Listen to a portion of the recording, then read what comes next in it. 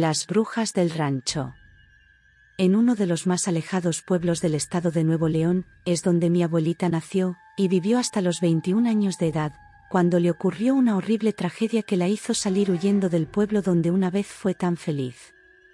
Mi abuelita y mi abuelito vivían en un rancho muy grande que cuidaban. En la propiedad había una casa grande, en donde las patronas, que eran hermanas, se quedaban cuando iban de visita. Mis abuelitos dormían en una tipo cabañita alejada de la casa principal, aproximadamente a unos 2 kilómetros de distancia.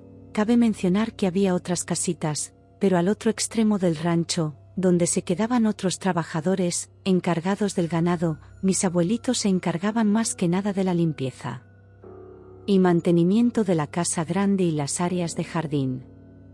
Cuando daban aproximadamente las 8 de la noche, todos se recogían en sus casas, pues no contaban con alumbrado en casi todo el rancho, solo en las casas. Además, entre los trabajadores, se contaban que ahí sucedían cosas de miedo. Por ejemplo, en un río que solo llevaba agua cuando llovía, se decía que se aparecía la Llorona. Algunos otros contaban que había duendes, a los que nunca debías ver a la cara, y también se hablaba de las temibles brujas, que se aparecían en forma de animales o bolas de fuego.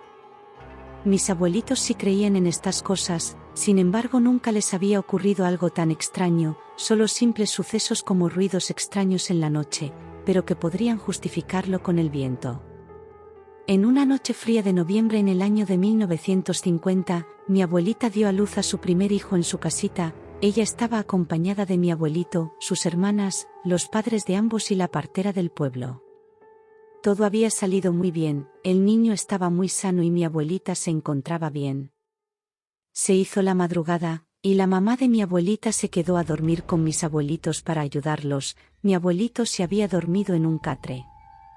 Mi bisabuela estaba cargando al bebé en una mecedora mientras platicaba con mi abuelita, que estaba acostada en la cama, cuando de pronto se empezaron a escuchar chistidos afuera de la ventana. Mi bisabuela se asomó, y vio en un árbol al menos 10 lechuzas viendo fijamente hacia adentro.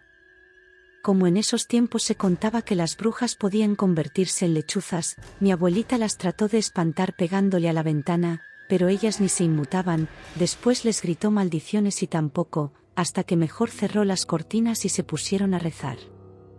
Mi abuelita dice que si había lechuzas en el rancho, que a veces te chistaban en el camino, sin embargo no le había tocado que estuvieran tantas afuera de su casa como esa ocasión.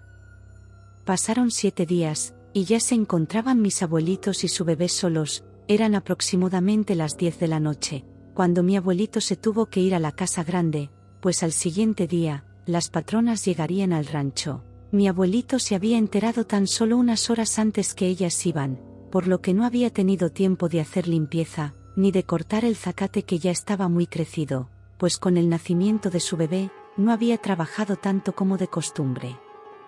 Al pasar más o menos una hora de que mi abuelito se fue, mi abuelita se percató que las lechuzas estaban nuevamente en el árbol viendo de manera espeluznante hacia su bebé, quien estaba dormido en la cama. Mi abuelita cerró las cortinas y se fue a acostar con su niño.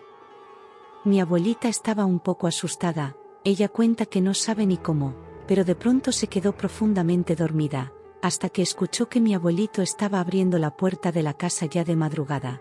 Fue cuando despertó y vio la peor escena que hubiera podido imaginar. Su bebé estaba muerto, y se encontraba lleno de moretones y rasguños. Empezó a gritar y gritar del dolor. Mi abuelito también lloró cuando se dio cuenta.